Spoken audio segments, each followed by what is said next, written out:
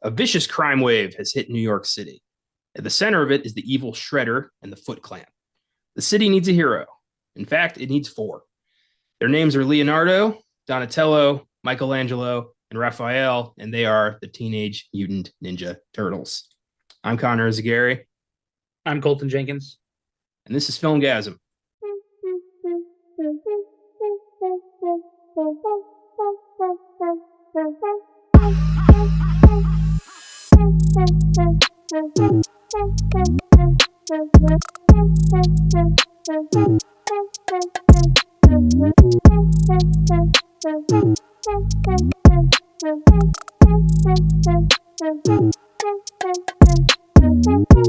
Welcome to the new and improved Filmgazm podcast. We're recording this way in advance, and odds are it will come out on a Wednesday. We're excited to embark on the next phase of Filmgazm Productions. What better way to start than with an action cult classic like Teenage Mutant Ninja Turtles? First up, a bit about the new structure of the show. If you've been listening to our content for a while now, you'll know we've changed some stuff up. Basically, our new structure will be a bit of a Frankenstein version of our three previous shows. We'll have the opening question and production info from Filmgazm, the personal awards from Oscar Sunday, and we'll end with the What's in the Box segment from Beyond the Bad. So this is what we're going to be doing going forward. If this turns out to be released in July or August, and we've been doing this for months and you're well aware of this, we apologize. But to us, this is like one of the first ones we're recording. So yeah, there you go. Colton, this was your pick. Why'd you bring this to the show? Why Teenage Mutant Ninja Turtles? I just want to apologize before we get started for picking this movie. So what happened was you said that we were changing the formula, and I got pretty excited and into it. And like every single time I like text my dad and I'm like, oh, I'm going to record a new podcast. He's like, oh, you should do this movie. And I'm like, no, that's not how it works. So this time I told him, I was like, hey, I get to pick this time. And within like 3 seconds, he said Teenage Mutant Ninja Turtles. And I was like, fuck, I don't want to watch that movie again. I haven't seen that in so long.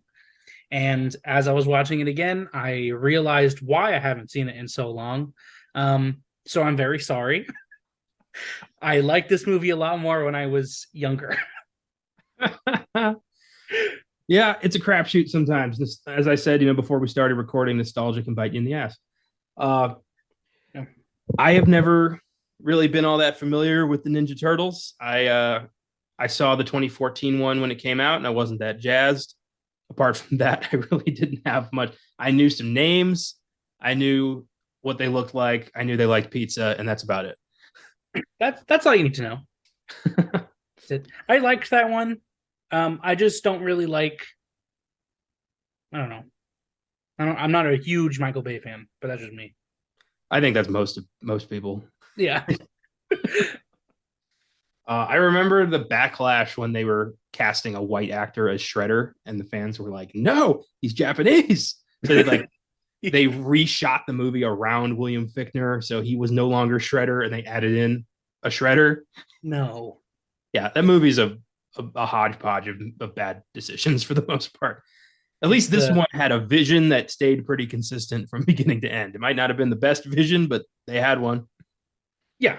But I also feel like this movie it definitely has like a certain charm to it, because there's no way you can make a live action Ninja Turtle movie and like make it gritty. I feel like if you're gonna go live action, it's gonna be campy and cheesy. There's a graphic novel called The Last Ronin. It's like all the other Ninja Turtles except Michelangelo. I think he's the last one. Everyone else dies, and it's like in the future. And he like hears his brother's voices. And that's like really dark and gritty. It's like really good. But there's no way that could be live action. It could definitely be like animated, but there's no way. Could you see a man in like a fucking turtle suit doing that? I don't think so. Why turtles? Like the whole turtle thing is just ridiculous. Like, why did you? I know I'm, beating a dead horse here. This has been around way longer than I have. I'm not going to change any minds here. If you like the Ninja Turtles, I imagine you're pretty dead set in your ways and kind of used to people shitting on them like this. So yeah. There you go. I'm going to say my piece, but I'm not going to sway anyone here. Ah. That is a good question. Why turtles? Out of all the animals to choose as ninjas, superheroes, he chose turtles. It's almost like the creators of the comic like ran out of time. They were, they were at the deadline. They were like, we don't have an idea for a new hero. We need something. And they looked around and like maybe they were across the street from a pet store and there were like 4 turtles and a rat in the window. And they're like, all right, I think I got something. Yeah. And that was next to like a Ninja Emporium or something. Yeah, probably. Do you think like frogs would have been better? Teenage Mutant Ninja Frogs. I don't know. I don't know. I mean, giant amphibians as ninjas just for me is stupid. Why not just ninjas? Why do got to be turtles? You know what it kind of reminds me of? Have you seen the edits of SpongeBob SquarePants as an anime? No. Okay, you got to look it up when we're done recording. It's someone made an episode of SpongeBob, but it's like anime. Like it's over dramatic. There's like really weird fight scenes. You got to watch it. It's pretty funny. I just watched Batman Ninja like 2 days ago. Oh, it was an anime style Batman movie where like Batman and all of his allies and enemies get sucked into a time machine and end up in feudal Japan. And it was god awful. Like the plot was terrible. The characters didn't make any damn sense. Batman was a fucking idiot, but it looked gorgeous. Yeah. And yeah, it's the ninja thing. There's a movie where Batman meets the Ninja Turtles. I'm going to have to watch that now. No joke, no sarcasm. That's really fucking good. Really? Yeah, like really good. Well, okay. Something to look forward to. Yeah. So my question to start this out, I'm curious, what do you think it is about the Ninja Turtles that has made it such a successful film and TV franchise? I mean, this thing has lasted 5 theatrically released movies, a number of TV shows, video games, action figures, comic books that continue to this day.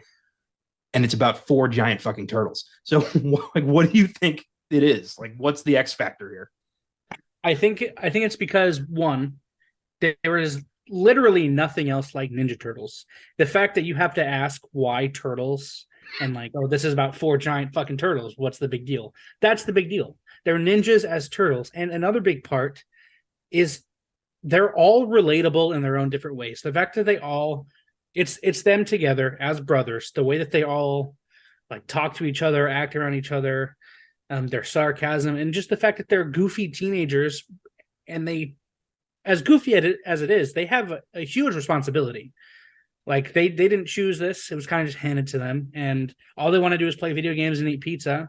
But they have like the Foot Clan to kill or an alien race to take down. I think that's why it's been able to carry on as long as it has, because they're relatable and there is literally nothing like it. That's fair enough. That's a good point. That dude Krang, who was like the bubblegum looking thing in the bigger guy's stomach, was he an alien? Yeah. Okay. I saw a couple episodes of the cartoon when I was a kid, and then Krang and that rhinoceros guy. I don't know if the rhinoceros is Bebop or Rocksteady. Bebop and those are the 2 guys. I know. See, all I got is names. I got names, but I don't have details. The new movie looks really good though. I'm really excited about that. I like the cast. I think it's a really impressive voice cast, but I don't know. I mean, maybe I'll see it. I don't know.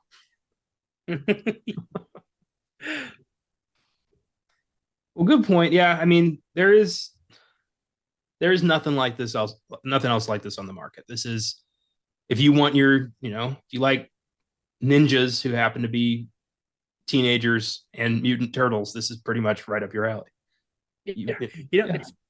It's like nostalgia just crammed into one IP. Like there's nothing more late 80s, early 90s than fucking giant turtles eating pizza, skateboarding, being like, "Cowabunga, dude!" Yeah, there's nothing like it. I just find that whole personality so obnoxious already. So like when you throw that into the body of a 8-foot tall turtle, I'm just like, I'm out. I'm checked out. What was your reaction when you said, "What movie do you want to do?" And I said, "1990s Teenage Mutant Ninja Turtles." I basically, if you had told me in person, I don't know if I would have been able to hide my contempt. But on text, I was like, "Neat, LOL, gonna be great." Because I didn't want to. I don't want to put you down because it was like your first time picking a movie, and I'm like, I'm not gonna be like, no, we're not doing that. Oh man! I immediately texted Austin and was like, dude, you got to do Ninja Turtle. This is my last Filmgazm podcast.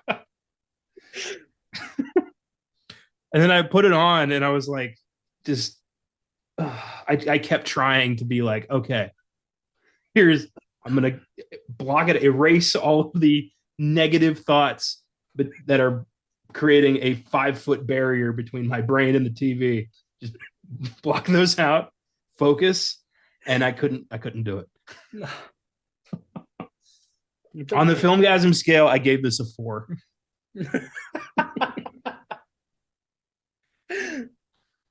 But people love it. People love it. This was a huge success. I mean, it led to a bunch of sequels, just made this thing more popular. Yeah. And I like my thoughts matter to that. It doesn't. It's just, my 2 cents. That's all this show is. This is our 2 cents. What is your Teenage Mutant Ninja Turtles? What's something that like other people hate, but you're like, oh come on, it's so good? That's a good question. It would have to be that movie that scared the shit out of me, Evolution, 2001. That movie it bombed. Everyone kind of hates it. Every time I bring it up to someone, they've seen it. They're like, really? And I'm like, no. Trust me on this. 6 years old, Blue Monkey. It was formative, I promise. And I still love that movie to this day. But everyone I've talked to about it is either like they're on board as intense as I am, or they're like, you're an idiot. So I understand that to an extent. We've all got something that is personal, that we love that other people just can't stand. And whenever we try to, use it as a bridge for like friendship, there's always a chance it's like, is this going to break this friendship or is this going to empower the friendship? Yeah. And usually it's empowering because, you don't want to be with friends with people who just shit on the stuff you love. At least I try to do it gently. You can shit on this all you want, I promise. Well, good, because if I couldn't, we wouldn't have much of an episode today. It's okay. I enjoy this movie I think it's charming and enjoyable to an extent, but there are so many times I rolled my eyes in this movie. Yeah, fair enough. And it is 1990 with a pretty small budget, so they're not gonna, this is not gonna be an award-winning action fantasy here. Like you're gonna get, foam costumes and like half of a ninja costume and a red t-shirt. Yeah, I don't even like the Foot Clan costume is so stupid, even for 1990. I was surprised to see Sam Rockwell randomly as like, yeah, that was weird. Ninja Thug number 5 or something. Reminded me of Galaxy Quest, where he's like, I'm just crewman number 6. Yeah. Like, that was cool. So this movie has an Oscar-winning actor in it. Yeah. Never would have thought that shit. So a little backstory on the Ninja Turtles. The TMNT, as they are called shorthand, were first created by Kevin Eastman and Peter Laird in 1984. The franchise began as a comic book, evolved into a highly successful toy line, then a beloved animated series, and then a successful series of films. Back in the 80s, if you wanted a Saturday morning cartoon, you had to sell toys. You sold toys, you got your cartoon. We saw that when we did Masters of the Universe a long time ago. He-Man, the toy, led to He-Man the cartoon, which led to He-Man the movie, and then we didn't see He-Man again for like 40 years. I thought this was neat. Eastman and Laird's origin for the Turtles kind of piggybacked off of Daredevil's origin story. Huh. Apparently, the artist was the same guy who was drawing Daredevil and was drawing the Turtles. So they did a little Easter egg. The radioactive material that blinded Matt Murdock and turned him into Daredevil seeped down into the sewers of New York City and dripped onto 4 turtles and a rat. This can't be confirmed because Daredevil and the Turtles were owned by different companies, but sort of an open secret amongst the like comic book artist community. Like that same radioactive shit made Daredevil and the Turtles. That's funny. Hey, and Batman and the Ninja Turtles are canonically now in the same universe. So, how come it just blinded Matt Murdock and enhanced his senses? It didn't turn him into like a 20-foot tall dude. Turtle power. Teenage Mutant Ninja Murdock. It kind of made him a ninja. Well, Stick made him a ninja. He didn't just become a ninja after getting blasted with radioactive waste. They both wear bandanas. Fair enough. I do love that, though. Apparently, like, comic book artists used to freelance for various companies, so they would draw, like, Superman flying in the background of an Avengers comic, or, like, the Justice League, like, the Hall of Justice in the background of a Spider-Man comic. Just not, like, canonically, but just a little tease. And I wish the films did that, but the studios hate each other so insanely now. So that's never going to happen. That would be so funny. That'd be great if just, in Guardians of the Galaxy 3, like you just see like, Superman fly in the background and like wink at the camera. And they're like, who was that? It's like, just another Kryptonian. Pay it no mind. That'd be sweet. The success of the G.I. Joe, He-Man, and Transformers toy lines into animated series prompted the Turtles to receive the same treatment. The first animated series debuted in 1987, lasted almost a decade. There have been many other TMNT animated series since. There seems to be a new one every 2 or 3 years or so. And there's usually a different style of animation, but a fairly similar storyline. You got Shredder, you got Krang, you got Bebop, you got Rocksteady, and your occasional monster of the week. The CGI one, I think it started, I don't know when it started, but it was on Nickelodeon. That one is fucking top tier. As is the one that started before that one, the 2D animated one. Those TV shows are so fucking good. I would put them on the same level as Teen Titans. Maybe not the new one, but the 2D one, oh my god, it was so good. I remember that one. I think that was on Cartoon Network. Like when I was a kid, I think I remember that. Yeah. Yeah. Even then I was like, I'm gonna watch Dragon Ball. So anytime it was on, I'm like, nah. I've never been attracted to the Turtles in any capacity. That's fine, I guess. I'm sorry. I'm trying not to like hurt anyone here because I know I've got people are gonna listen to this and come after me, Caleb. So I'm trying to be diplomatic, but it's not easy. They even have like their own universe, like the MCU. There's a Ninja Turtle thing called Ninja Turtles Forever, when like the 80s Ninja Turtles went into the same universe as the 2D animated ones, and then a couple Turtles from the future. They all came together, and it was fucking great. They did a fucking Into the Turtleverse. Are you serious? Yeah, they did. It was wonderful. There was even the Ninja Turtles from the comic book were in there, and they were black and white. Okay, that's kind of cool. I'll give it that. That's neat. Be cool if the live action 1990 Turtles showed up too. You could shove Corey Feldman into one of those now. I'm sure he'll do it for a fee. Probably. The first Ninja Turtles movie was released in 1990 to mixed critical success, but insanely big financial success. The film combined aspects of the early comic books with elements from the animated series to create something that attempted to appeal to fans of both. The turtle costumes were created by Muppets creator Jim Henson, who claimed they were the most advanced costumes he'd ever designed. A little foam rubber, a little fiberglass, and you've got a walking, talking Ninja Turtle with a mouth that moves and eyes that look realistic. I will give the film props. The costume design is pretty on point. It is. Again, I know it's a product of its time, so I'm not gonna judge it, but it was really hard to like when Raphael was upset, he was like Splinter. It like his eyes didn't move. Their faces are expressionless, So just their mouths open and close. So it's really hard to get any emotion from like any of them. But I will say, I think the voice actors they did a good enough job with what they were given. I think. Yeah, I'll give you that. One of my biggest problems, and this might just be exclusive to the movie because it's all I've seen. I have a hard time differentiating the turtles. Like, Yeah, their individual personalities don't really shine through in this movie. I'm sure they do elsewhere. Otherwise, they wouldn't be this beloved. But to me, they were all pretty much just the same, like, surfer dude. There was no variation. Yeah. They're definitely more identifiable in like the animated movies. And I will give props to the Michael Bay film. They definitely all looked very different because they all had different costumes and everything. But fun fact for you. When the comic book first started, they all had red bandanas. They didn't have different colors. They just had like I think their initial on their belt or something. But then like this people had the same problem. Or maybe it was for the cartoon.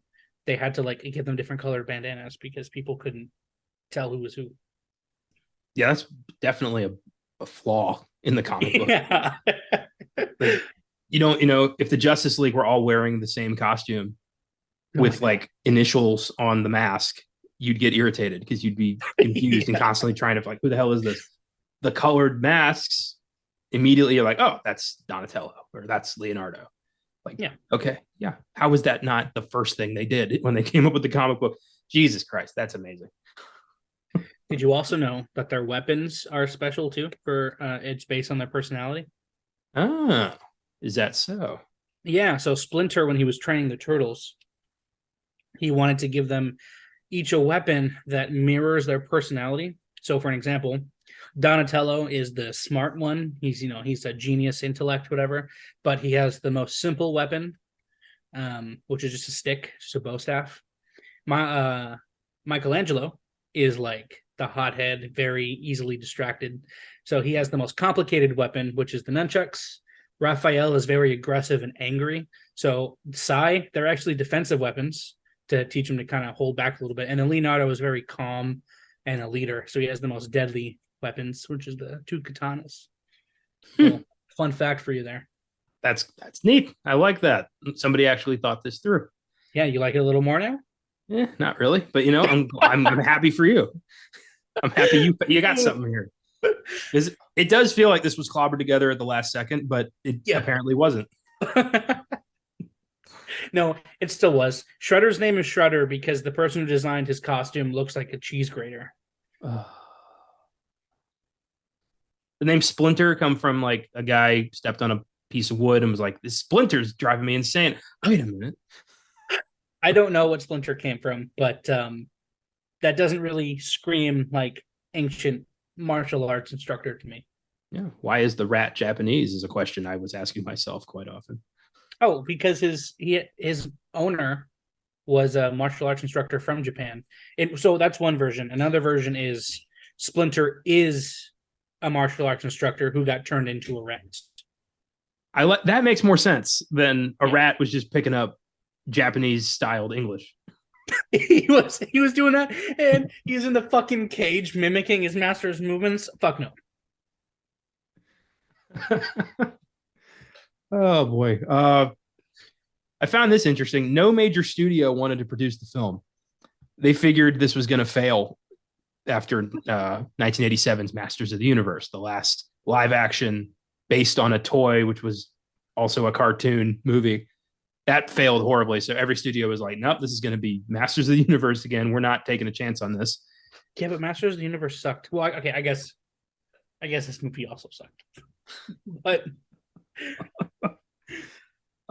thankfully, small independent production company New Line Cinema took a chance on the film because they were the little studio that could back in the day. They'd been given a new life with A Nightmare on Elm Street, so they thought, let's give these turtles a shot. And once again, gold. That's funny. Yeah. New Line Cinema. I love that back in the day they were like the little art house B horror studio that nobody respected, and then they had Elm Street and Ninja Turtles, and they were like, fat kid on the block being like, "Come on, what do you got?" What's the new horror company now? A24. A24. A24. Yeah. And they're, I'm getting a little tired of this elevated horror bullshit. Like, just Yeah, make a scary movie or make a drama. Stop trying to cheat us. yeah, same. But they have their moments. They got Hereditary, they got The Witch, they got The Lighthouse, but they've also Yeah. got Men and Saint Maud, and those movies can go fuck themselves. Mm. Mm. I have a lot of strong feelings towards A24, as you can tell. Yeah. I don't like a misleading trailer. And if you're gonna market a horror movie and then give me a drama, I want my money back. Or I want you to admit that you made a drama. Stop acting Yes. like you made a special horror movie for the people who are gonna get it. Like, oh, fuck So you. annoying. I don't know if it was A24, but I hated Mother. That might have been A24. I'm not sure. Jennifer Lawrence. I fucking hated that movie. And then I also I really hope Beau is Scared is good. Beau is Afraid, yeah. Beau is Afraid. Thank you. Yeah. Ari Aster for me is 1 for 2. I did not like Midsommar. Yeah. So I'm hoping this one is better. It's got Joaquin, so I know it's going to be weird as shit. We'll see. I don't know. I might, again, it's like, do I want to, how many times am I going to keep making this mistake? How many times am I going to go see these movies and then be upset? At this point, it's my fault. Yeah, that's how I felt with Knock at the Cabin, because I was like, fuck, I don't want to go see this and then be shitty. And then I saw it and I was like, oh, this is really fucking good. I know. I was shocked too. I'm like, this is not bad. I like Knock at the Cabin. God. Maybe it's, well, I guess if this comes out later on the line, hopefully you fucking seen this movie now. But I really liked that they didn't fake you out at the end. It was straight up, the world is ending. And I like that too, but I also, like, just to be a prick, I would have faked him. I would have had it look like, there was going to be an end of the world, and then, nothing happened. Or I would have done something where, like, everybody lost, just because it felt like it was going to be that kind of movie where, like, a couple people were dead, the world might end anyway, and they were just lucky or something. I don't know. But it was good. It was definitely better than M. Night's recent output. And he's already started early development on his next one. So, yeah. If he has one hit every 3 or 4 flops, he'll keep making movies. I'm excited. Yeah. What he's going to do in the future. Yeah.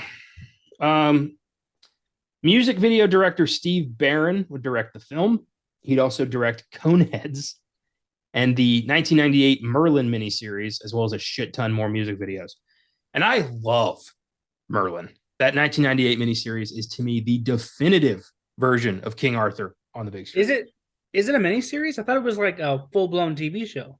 No, it's a 3-episode miniseries. Amounts to about maybe a little under 4-hour long movie. If you watch it all at once, I love it to death. Sam Neill is Merlin.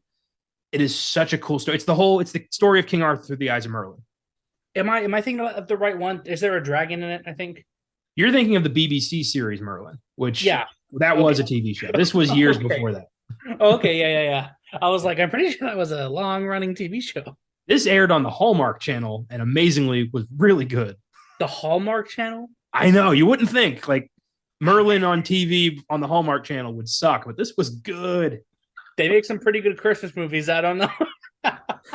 Helena Bonham Carter was Morgan Le Fay.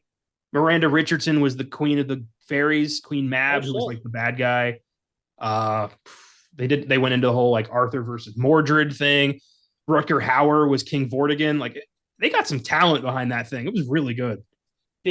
That sounds like not a lot of people like it, but I think FX did it. It was A Christmas Carol, but I think it had Guy Pearce in it. I remember, really I didn't see that, but I remember that advertised. It looked intriguing. Yeah. Cool stuff. I don't watch a lot of miniseries, but I had this one on tape as a kid, and I just was like, oh, this is awesome. Oh, it's that old. Yeah, it's 1998. Like, I had this on tape when I was a kid. Oh, damn. I used to watch it. I have it on DVD now. Oh, technology. I'm trying to find a Blu-ray. I will find it. I'm sure they'll make one. And Coneheads is funny too. I think Coneheads is goofy, but in a good way. It's stupid, but it's fun. Coneheads, every time I think of Coneheads, I think of the scene where he's like, they go to the dentist and they're like, oh, he wants his teeth capped. How many? All of them. And they're like razor sharp teeth. Like 6 rows of them. Yeah. My favorite thing about Coneheads is how everybody just rolls with it. Nobody thinks it's weird that they have cone heads or that they speak weird. Everyone's just like, oh, okay. Welcome to the neighborhood. Like, that's my favorite thing about that movie is Yeah. nobody reacts at all. Yeah. Yeah. The cast for TMNT included Judith Hogue as April O'Neil, Elias Codius as Casey Jones, and the voice talents of Corey Feldman, Brian Tochi, Robbie Rist, and Josh Peiss as the Turtles. I remember Judith Hogue as the mom from Halloween Town. You ever see that? Yes. Okay, that's why she looks familiar. Yeah, I was like, I know this face. It was Halloween Town. The mom who's like, I'm a witch too, but my kids will never be witches because magic is bad. Now stop celebrating Halloween. Yeah. Oh yeah. Apparently, she didn't care for this. She was very difficult on set, so they didn't invite her back for part two. Yeah, she was invited back for part two of Halloween Town. Did you? Oh my god. Were the voice actors this probably not. They weren't in the suits, were they? No, it was different people in the suits, and then Corey Feldman and the other guys were in a safe little recording booth, not a care in the world. Guy who played Shredder, he was also dubbed over because No. yeah, it was not. It was a guy who was playing Shredder, and then a guy who was playing Shredder's voice, which ADR. I found very upsetting. It was like, just let the guy talk. Why you got to do this to Shredder? Wait, why? I have no idea. I got nothing. And apparently, the guy who played Splinter was fucking Elmo. No way. What? Yeah, the voice actor who played Elmo was also Splinter. He got range. That's interesting. I can see his resume. Oh, I see here played Elmo and Splinter. Elmo's got range. Have you seen? So this is way off topic, but have you seen the clip of Elmo on Jimmy Fallon and they're making a salad and he's like balsamic vinaigrette? That's a big word for Elmo. Have you seen that? Just look up Elmo Jimmy Fallon balsamic vinaigrette. Did you ever see the little outtake from Sesame Street where Julia Louis-Dreyfus swears in front of the Muppets? No. Yeah, she messes up her line and she goes like shit under her breath, and she's like immediately like, oh my god. And then Elmo's like, you said a dirty word. In character? Yeah, in character. Elmo's like, oh, you shouldn't say that here. It was really funny. Oh god, I gotta find that. I gotta find it. I want to see, like, my favorite thing is like when people, especially like on TikTok now, when people take classic childhood characters and imitate their voice and do like really awful shit. That's my favorite thing. I want to see like an R-rated Sesame Street movie. My god, I don't think legally they can do that. Like, yeah, I guess they just did the Winnie the Pooh thing because it's in public domain, but Sesame Street waiting for that. it's on PBS. I don't think it'll take much to make that public domain. Sesame That's fair, Street. yeah. Oh wait, no, it's on HBO now because they got bought out. Oh yeah, so never mind. That's gonna be tough. HBO fights. Yeah. Teenage Mutant Ninja Turtles has an IMDb score of 6.7 and a Rotten Tomatoes score of 41%. Critics' consensus reads, Teenage Mutant Ninja Turtles is exactly as advertised. One-liners, brawls, and general silliness. Good for the young at heart, irritating for everyone else. I guess that makes me an old man. Yeah, okay, that's fair. It is exactly what the movie says. Yeah, they're Teenage Mutant Ninja Turtles. If you were expecting high art, you're in the wrong place. It's like woman talking. Yep, that's what it is. I do love movie titles that explain exactly what's going on with no wiggle room. Yep. It's like, yep, they're ninjas, they're turtles, they're teenagers, and they were probably mutated. So yeah, there you go. Yeah, those are funny. So the film, the second one's called Secret of the Ooze. Yeah, it's like what made them, right? Yeah, they find out what the secret of the ooze is. And the third one is called Turtles in Time. They definitely do that too. Don't watch that one. Which one? I know that in one of them they like become people. Which one is that? I think that's the second one. Oh, like the ooze turns them back into people? Yeah. Or like, so they were people first? No, they were turtles. But then Don't how know. does? Eh. Okay, all right. If Yeah, you have I'm any not. questions, I'm not going to dig into the lore of the Teenage Mutant Ninja Turtles and try to find inconsistencies. I don't have that kind of time. I was just gonna say, if you have any questions, just read the title, remember what you're watching, and then continue. I'll keep that in mind. The film grossed $202 million on a budget of only $13.5 million, making it the highest grossing independent film ever made Holy until shit! until the Blair Witch Project overtook it in 1999. Yeah, this was New Line Cinema was a little studio, so technically this was independent production, and this was the most successful independent production for 9 years. Unbelievable. Wow, that's great, man. This was the ninth highest grossing film of 1990. What were the other 8? I know number one was Ghost, Home Alone, Dances with Wolves, Total Recall. A weird bunch for 1990. 1990 was an odd film year. Yeah. It spawned 2 direct sequels: Secret of the Ooze in 91, Turtles in Time in 93. They made an animated sort of sequel in 2007 just called TMNT. And there's a new one coming out. I think what's it called again? Mutant Mayhem. Yeah. Yeah, and that's coming out in August, I think. Yep. It's a prequel, I think. Of course. Yeah. But yes, Shredder. Oh God. With that, let's give some awards out to Teenage Hell Mutant Ninja Turtles, which is a phrase I never thought I'd ever fucking say. So, if you ever listened to Oscar Sunday, you may remember our awards. We've since changed a couple of them to reflect the entirety of film, not just Oscar film. We kept the Quentin Tarantino Award for the best line. We have the Thomas Newman Award for the best music moment.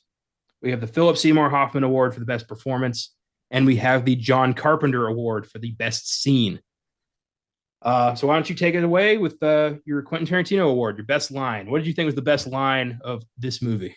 So, as we discussed before we started recording, every single time, well, every 10 minutes, I had a new favorite line because they just keep saying shit like, cowabunga, or when Donatello was like bossa nova, and they're like, what the fuck, what does that mean?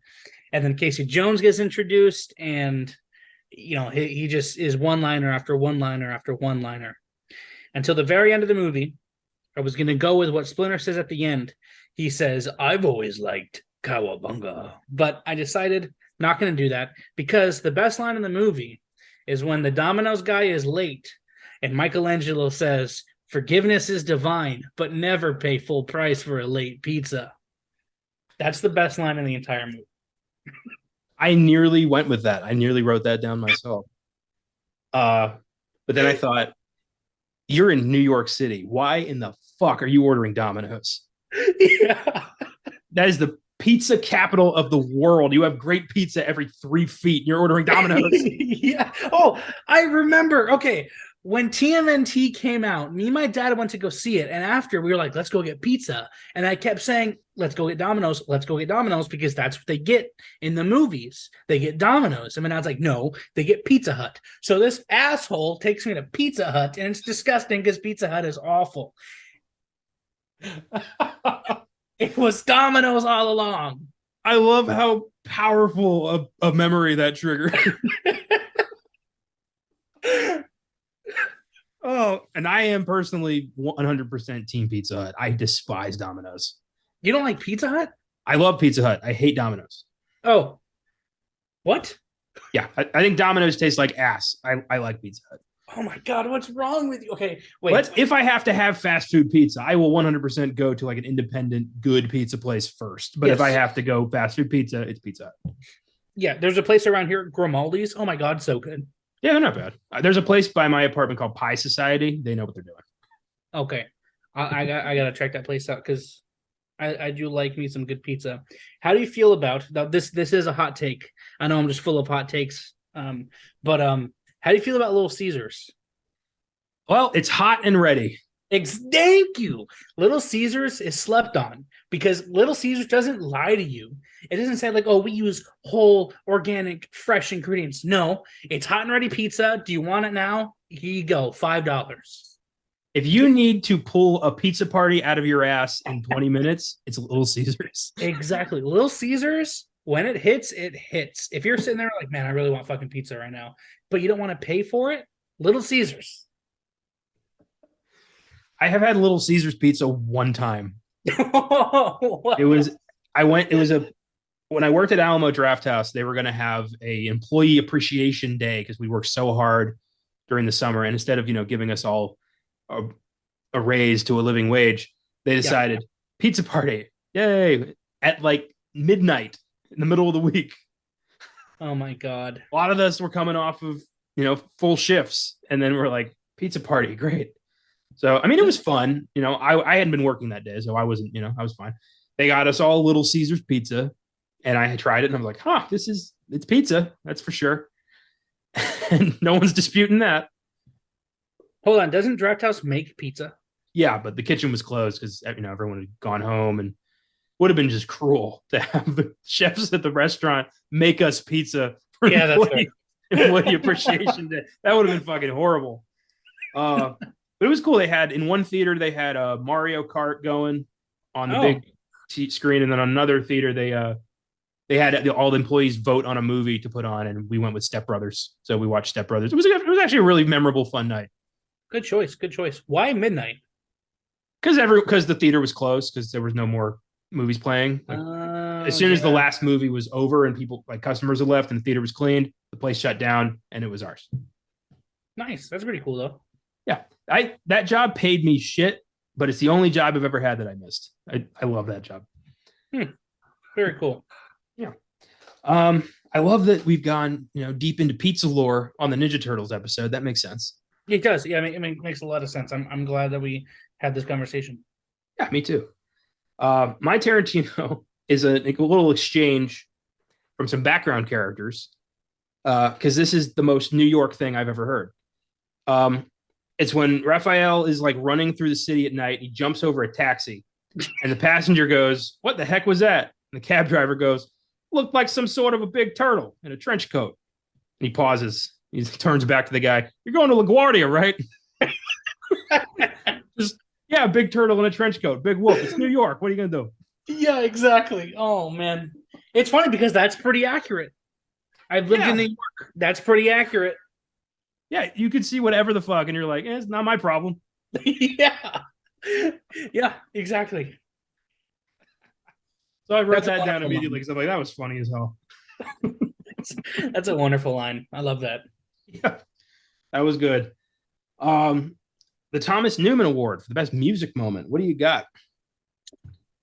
The meditation scene, for sure, because that's the only music moment in the movie. Yeah, the score is kind of, perfectly early 90s goofy, not really that exciting, but I went with the meditation scene as well, just because the turtles are horrible dancers and they're just butchering the shit out of tequila. Yeah. Ninjutsu. Yeah. Like, no. I will say I do like the I don't know, would you call it a theme song? The theme that plays throughout the movie. I guess, yeah, the score. Yeah. What do you think of the end credits rap, Turtle Power? God, that was just beautiful. I miss the days where every movie had an end credits rap. Yeah. I wish we still had that. We had a heavy metal track at the end of every action movie for a while in the 2000s, action and horror, but I miss the shitty rap song at the end of an 80s movie. Yeah. I mean, Marvel's for Black Panther, they had Kendrick make a whole album. Well, yeah, but that was good. I'm talking shitty rap. Oh, gotcha. Yeah. When it's good, it's great. When it's terrible, it's like lightning in a bottle. Because you're like, I can't believe somebody wrote this, produced this, put it in a movie, and nobody once said, this is awful. Done. When I was the age when Kung Fu Panda came out, I thought Kung Fu Fighting was written for Kung Fu Panda. I was like, wow, this is a really good. And I was everywhere on the radio, and I was like, wow, this is a really good It was a really good song for a movie. That's great. I love Kung Fu Panda. That's a fun movie. It is, yeah. Yeah. I still haven't seen part 3. I saw part 2 and was like, yeah, it's all right. I still got to see part 3. I haven't seen it either. So, Yeah, so I went with Tequila as well. Best performance, the Philip Seymour Hoffman Award. Who takes the movie? Who earns best performance? this is hard because, like I said before, you can't really judge the turtles acting. It's more like voice work. So I was gonna go with Michelangelo just because he's my favorite turtle anyway. But I think honestly, Casey Jones, just with his like douchey one-liners when he's sitting there and he's like, what was that? He's like, cricket, I'll teach you how to play, and then fucking beats him with a cricket bat. That was cool. I think Casey Jones. I think Casey Jones. Fair enough. Fair enough. I didn't really think anybody was doing their best work in this, to be honest. Yeah. But I can't not give it out. I think that would be quick side note. I would love that the Oscars, if like nobody got a majority vote and they're just like, we're not giving it out this year. You all weren't good enough. So moving on. Yeah. But I gave this to David McCharron, who is the voice of Shredder. Not, I think his name was James Saito, who played Body of Shredder. Who I'm pretty sure probably could have spoken his way through this, but I don't know why they decided to dub him over. Yeah, I don't know. And if you're gonna say, well, he probably had a Japanese accent, well, guess what? Shredder, fucking Japanese. So, I think that would have been fine. But even if he just spoke Japanese, that would have been fine. Yeah, seriously, it would have been better, I thought. But the guy who they got voicing over, was doing his best, Asian Darth Vader thing, and I think he's fine. He's intimidating. I'm like, Shredder's a good bad guy. I don't know why he can't seem to defeat 4 juvenile turtles. The shows are so much better than the movie. It's so fucking awful watching them fight Shredder, and they're just like, because you can tell they're dudes in costumes. It's, oh man. Yeah, they're just like, they have no range of motion because they're in foam rubber. Exactly. That's one of the things I don't like about the Shredder in this movie, and this is a weird like nitpick, but you can tell me if I'm wrong, but his helmet looks like a fucking turtle. Or like a dinosaur or something. It looks weird. Yeah, I thought that was what they were going for, kind of like an anti-turtle kind of thing. Like he has a helmet that looks like a turtle, and he has no armor, like no shell. It's just a red shirt. Yes. Dude, he's a reverse turtle. I need Google. Let me. Here. Okay. What am I Googling? You need to type in Shredder Ninja Turtles 2003. Okay. Shredder Ninja Turtle. Shredder. I don't know why I said Shredder. I have no fucking clue where that came from. Oh shit. Yeah, he looks pretty badass. I know. He's wearing like samurai armor and everything. Yeah, he looks intimidating. So what the fuck were they? Why isn't he eating turtle soup on a nightly basis? Like, how's this guy not winning every time? Because in the show, the turtles are actually good at fighting. Ah, okay. That's funny. Yeah. This movie is not the best representation of this franchise. No, not at all. Yeah, but I get that. You were to judge, Captain America based off the 1990 TV movie they did with J.D. Salinger's kid, everyone would hate that franchise. Exactly. Or I was gonna say, or do Space Ghost based on Coast to Coast, but I mean that's basically Space Ghost. Okay. The John Carpenter Award for the best scene. What is the best scene or moment of the movie for you? I kind of kept changing this too because there's so many scenes that were so stupid that I had to go with it. But oh my god, when they were fighting Shredder, and I was getting so annoyed with how bad it was like choreographed. How bad it was choreographed. But when the scene is when Splinter, he's like fighting Shredder and he's hanging him over the rooftop. I don't remember what he says, but he said something fucking stupid. Oh, he says, when you do die, you'll die, and then he drops him or something. He's like, without honor. I thought that's the best scene in the movie because that's so fucking stupid. I agree. I went with the immediate aftermath when Casey Jones just straight up murders Shredder with a fucking trash compactor. Okay, yeah. He's just like, oh, whoops! Like he didn't just crush a man to death. Yes. Okay, I'm changing mine because my mouth dropped when he did that. I was like, where the fuck has this violence been this whole movie? I was like, Jesus Christ! Did Shredder kill his family? Like, why this sudden? Like, I got to get the kill.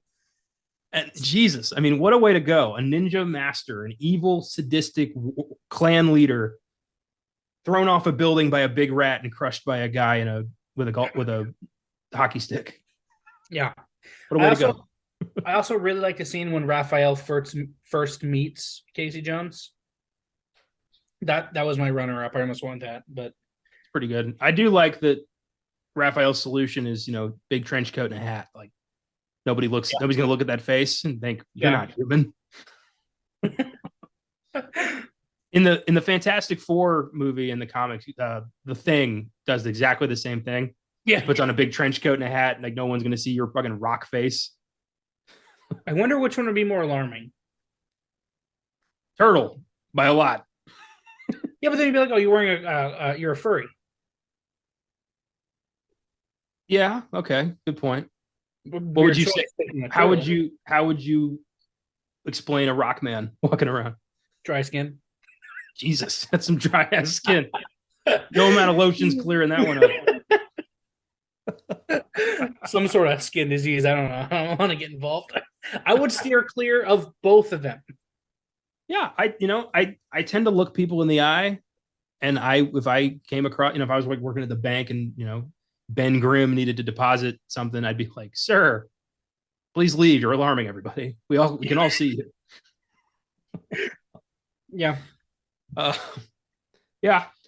I didn't really have a lot of, big moments in the movie to pick from. I was more just shocked, like, oh, this PG movie, we're grinding a man to death. Okay. Yeah, cool. Dude. Oh my God. You don't see that in a lot of children's movies. No, not at all. Except The Incredibles. There's one where a guy gets grinded to death. Yeah. Twice, actually. It happens twice in that movie. My God, dude. All right. With that, if you got no more to add, let's take a look at what's in the box. Hell yeah. What's in the fucking box? Give me the gun. So on this segment, we go to film-based social media app and website, letterboxd.com, which we all have accounts for and is very fun, exciting, and cool to use. And we look at some of the Letterboxd reviews that are amusing or, terrible or whatever, and just try to get a sense of what people on Letterboxd are thinking. And it is my goal ultimately to make the co-host laugh. So I hope I can make you laugh with these 4 reviews on Letterboxd. I laugh at everything. This thing is rocking a 3.3 out of 5 on Letterboxd, which seems high. A lot of love. Very few negative reviews here. So I found 4. This first one's from Hal. The turtles live in the sewer, and even they don't like anchovies on pizza. Really makes you think. Anyway, this movie's fun. 3 stars. What? They are surrounded by human shit at all times, but anchovies, that's gross. That was pretty funny. He's like, if you even think about putting 1 anchovy on this pizza. Yeah, Michelangelo straight up berates the guy at the pizza place, and then he stiffs him. He's like, clock's ticking, bro. I love the guy arguing with a hand coming out of a sewer grate. Like, I couldn't find the place. Like, New York, man. If you're delivering a pizza and you're like, what the fuck is this place? And you hear a voice from the subway say, it's down here, dude. I'm not giving you pizza. I'm walking away. I'm either about to be eaten by a child snatching ghoul or beaten and mugged. Something bad's going to happen. Exactly. This next one's from Dara K. Marzipan. and I fucking love this. Pizza Hut engaged in a $20 million marketing campaign tied into the film, despite the fact that Domino's Pizza was used as product placement in the film itself. That explains why my dad wanted to go to Pizza Hut. Yeah, Pizza Hut was marketing. They had, posters and turtle pizza and shit like that. But Domino's is actually in the movie, which is bonkers. How does that happen? That's fucking wonderful. And they did not rate the movie. They just wanted to share this with the world. Okay. Well, thank you. This next one's from Joe G. A fucking rat does karate, and then the Shredder quotes Darth Vader. That's also did not rate the movie.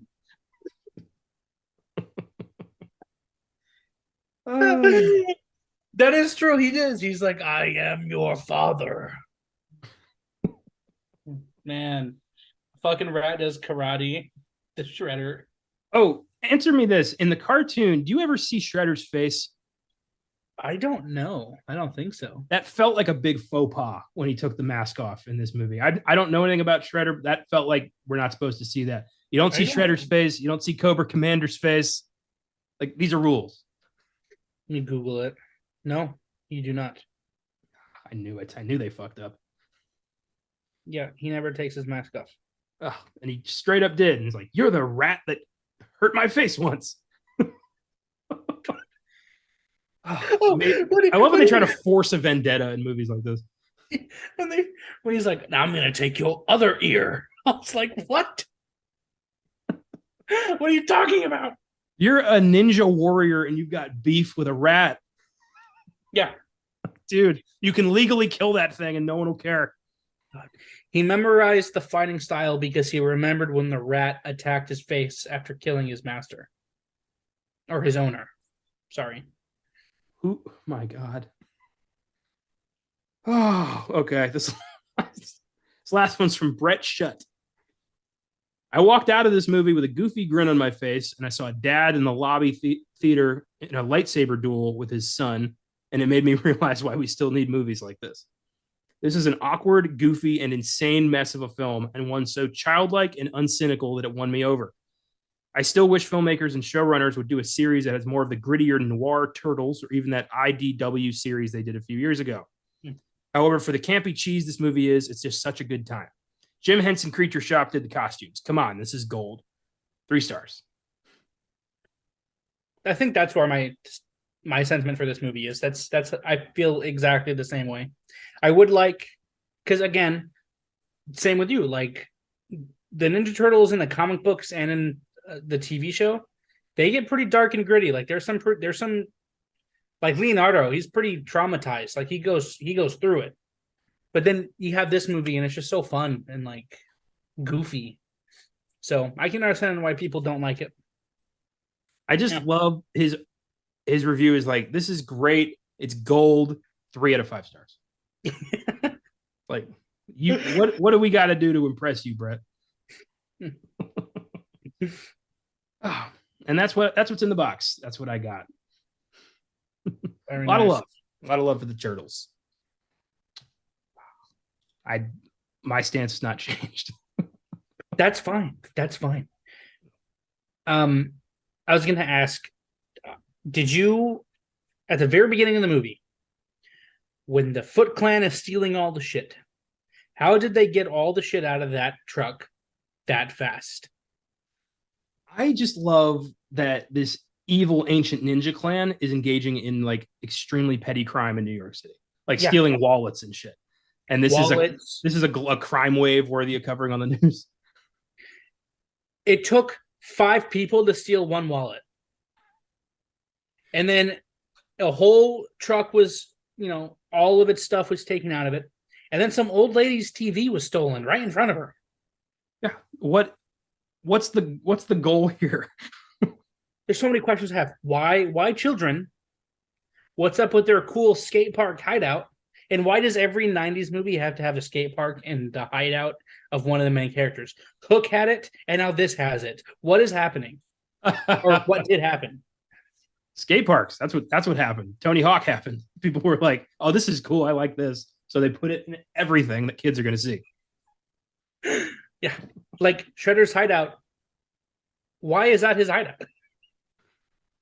I just love this whole, like, you know, the city is gripped in fear. It needs a hero. It's like, no, it just needs some competent police. I know the ancient art of ninjutsu, but I also like skateboarding and pinball machines and smoking and beer and teenagers. Like, what? I hate rats. God, do I hate rats. Exactly. Specifically one rat. Oh my God, dude. It reminded me a bit of you ever heard of Jim Cotta? No. It's a movie from the 80s starring an American gymnastics Olympic champion who like was a huge winner at the Olympics. So they tried to make him into a martial arts movie star by creating a gymnastics based martial arts for him to fight with. But he could only fight if there was a pommel horse nearby. No. It was so he's like invited to this island. It's like Mortal Kombat, this island where he's going to compete against the world's greatest martial artists, and he's the only one who can like he's the only master of Jim Kata. But it's so dangerous that it might kill you. And it was just gymnastics with some like kicking some ninjas if they came too close to the pommel horse. Wait, was this a real thing or is this a movie? There's a movie. Okay, I was gonna say it's not a real thing, thank God. But it was a movie where they tried to market him as like the next Bruce Lee for gymnastics. Oh my God, that's fantastic. And the movie's called Jim Kata. Jim Kata. Jim Kata. Look up a trailer. It looks ridiculous, but it's super serious. It's the best part. It's not tongue in cheek. They're dead serious about this. Okay. Wow. There's a 17 on Rotten Tomatoes. Oh yeah. When we were doing Beyond the Bad, I was going to try to push for that one, but thankfully now I never have to watch that shit movie. The tagline is a new kind of martial arts combat, the skill of gymnastics, the kill of karate. Jim Kata. God, they were trying so hard. That's beautiful. It is. I'm glad we have that. This was a blast. Thanks for listening, everybody. If you like the show, follow us on Facebook, Instagram, and Twitter at Filmgazm Productions. If you want to suggest films for us to check out, you can email us at filmgazm@gmail.com or send us a message through the socials. Check out our Letterboxd account for daily reviews.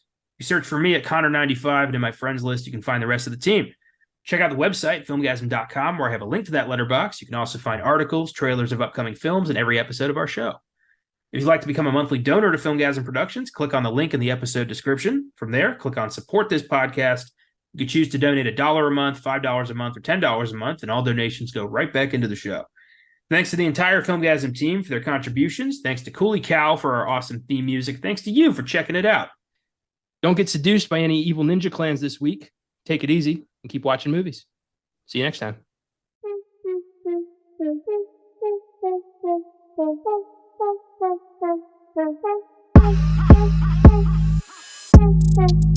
Thank you.